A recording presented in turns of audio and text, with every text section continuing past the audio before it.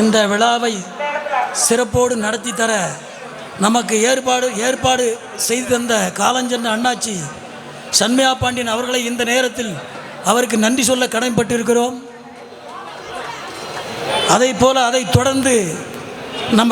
தொடர்ந்து நடத்தி வரும் பொன்மணி சோழன், விஎஸ்டி சுப்பிரமணியன், சமுத்திரக்கனி ராமராஜ், கணபதி சுப்பிரமணியன் மற்றும் நம் உற்றார் உறவினர் அத்தனை பேருக்கும் இந்த நேரத்தில் நன்றி சொல்ல கடமைப்பட்டிருக்கிறேன். ஒரு மனிதன் வாழும்போது காத தூரம் மதிப்போடு வாழ வேண்டும் என்று சொல்வார்கள். இங்கே வந்திருக்கும் நமது ஐயா வாண்டையார் அவர்கள், துளசி ஐயா வாண்டையார்கள் மிக மிக மிக பேர் பெற்றவர். அது உங்களுக்கு தெரியுமான்னு தெரியல.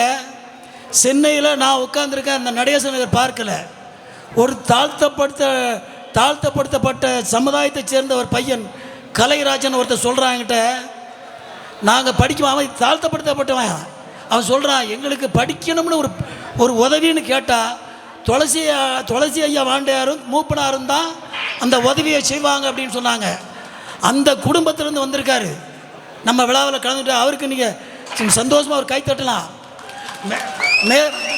மேற்கொண்டு பல ஆராய்ச்சிகளும் பல மேடைகளிலும் மிக சிறப்பாக பேசக்கூடிய நமது அண்ணன் மருதுமோகன் அவர்கள் நமது விழாவுக்கு வந்திருக்காரு. அவருக்கும் நீங்கள் கைத்தட்ட வேண்டும். சொந்தங்களே, மரியாதைக்குரிய எங்கள் மாமா தலவா பாண்டியன் பல கல்வி நிறுவனங்கள் நடத்தி நம் மக்களுக்கு எந்த நேரத்தில் சீட்டு கேட்டாலும் கொடுத்துக்கிட்டு இருக்காரு. நீங்கள் அதெல்லாம் நினச்சி சந்தோஷப்படுங்க. உறவுகளே, இந்த பாண்டியர் வம்சம் இன்று நேற்று அல்ல, பரமசிவர் காலத்திலேருந்தே இருக்குது. நாமெல்லாம் கடவுள் சாமி கும்பிடுறது குறைஞ்சி போச்சு. ஒவ்வொரு கட்டத்திலையும் பரமசிவர் நம்ம கூடவே இருந்திருக்காரு. பரமசிவரும் முருகரும் 64 படலங்கள் அப்படிங்கிறத நீங்கள் படித்து பாருங்கள். திருவிளையாடல்கிற அத்தனையும் பாண்டிய மன்னர்களுக்கு பரமசிவர் நேரடியாக உதவி பண்ணியிருக்காரு.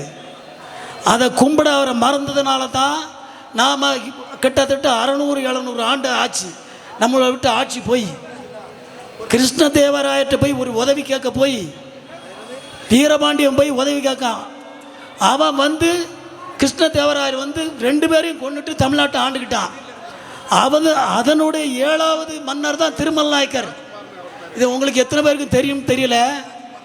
அவங்க காலத்தில் இந்த மறவர்களை வேட்டையாடினாங்களாம், அவருடைய 2வது மனைவி. ஆனால் அவருக்கு ஒரு பிரச்சனை வரும்போது, அந்த மைசூர்காரன் படையெடுத்து வரும்போது இதே மறவர்கள் தான் அவர் மானத்தை காப்பாற்றினாங்க. கேட்டீங்களா? அதே போல் சாண்டியல்யான்னு ஒரு எழுத்தாளர் இருந்தார், பிராமணன். இந்த இவ்வளோதான் இருப்பார்.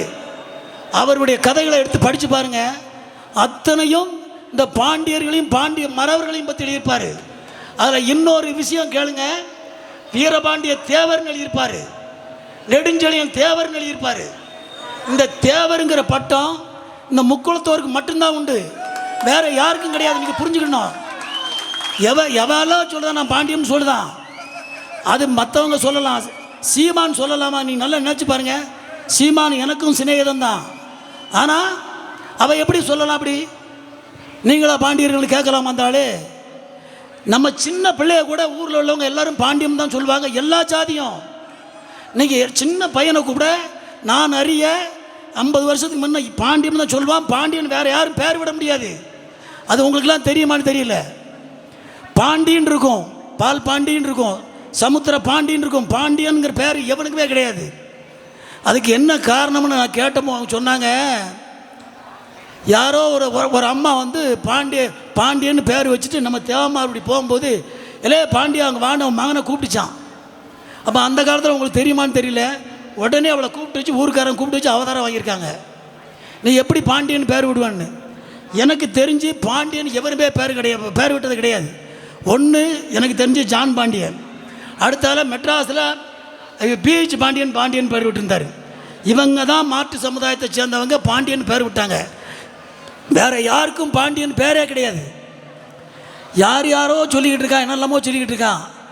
இப்போது நல்லா பாருங்கள், இவர் தமிழ் வானம்னு ஒரு எழுத்தாளர் இருந்தார்.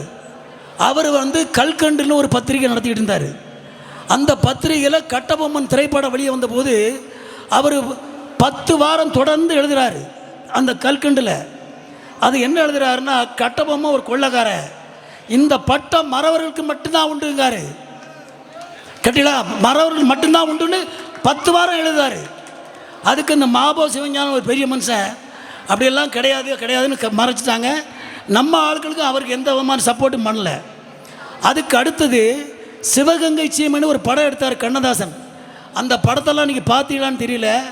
சின்ன மருது பெரிய மருதை பற்றி அவ்வளோ பிரமாதமாக எடுத்திருப்பார். அவங்க என்ன பண்ணாங்கன்னா, 1 ரூபா வெள்ளி காசை அந்த முத்தாளங்கன்னு ஒருத்தன் நசுக்கி போடுவான் ஆற்காட்டு நவாப்பு வெள்ளி காசை. அவ்வளோ ஒரு பலமுள்ளவனாக இருந்தாங்க.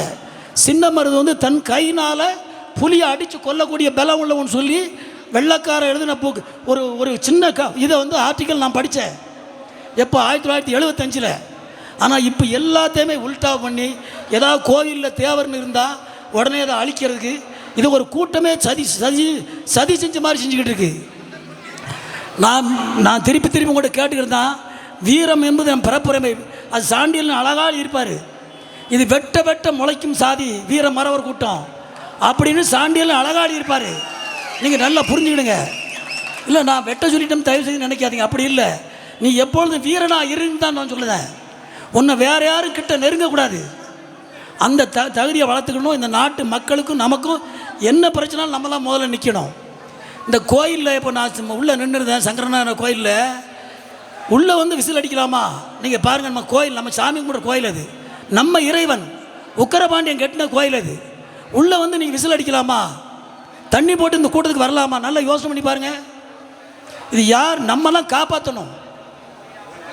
அதே போல் நம்ம தம்பி எசக்கி ராஜாவை ஒரு தடவை சந்தித்தேன், நல்லா கேளுங்க. அப்போது எசக்கி ராஜாட்ட, தம்பி இந்த வெள்ளத்துக்கு நீ எல்லாத்துக்கும் உதவி பண்ணி கொஞ்சம் இருங்க, வெள்ளத்துக்கு எல்லாத்துக்கும் உதவி பண்ணிதியே, நம்ம ஆளுகளுக்கு மட்டும்தான் பண்ணுவேன், எல்லாத்துக்கும் பண்ணுவேன்னு. ஆனால் எல்லா கஷ்டப்படுற எல்லாத்துக்கும் பண்ணிக்கிட்டு இருக்கேன் அப்படின்னா மனுஷன் அப்படி தான் இருக்கணும். கேட்டீங்களா? அப்படி தான் இருக்கணும். ஒவ்வொரு மனுஷனும் தன்னால் முடிஞ்சது.